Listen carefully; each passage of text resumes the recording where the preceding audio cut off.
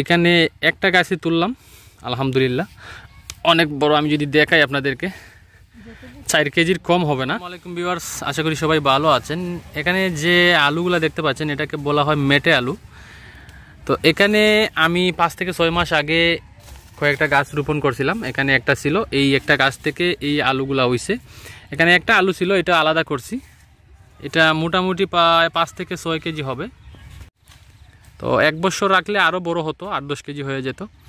এই আলু কিন্তু খুবই সুস্বাদু আলু, গোশত দিয়ে খাওয়া যায়, আরও অনেকভাবে খাওয়া যায়।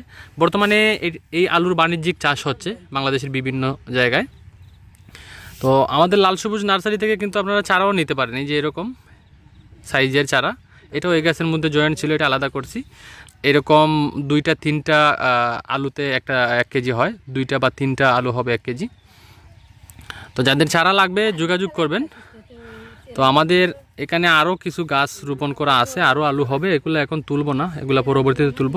তো এখানে একটা গাছে তুললাম আলহামদুলিল্লাহ, অনেক বড়। আমি যদি দেখাই আপনাদেরকে 4 কেজির কম হবে না, মাশাআল্লাহ 4 কেজি হবে। তো এটা দিয়ে এখান থেকে কিছু চারা রাখবো।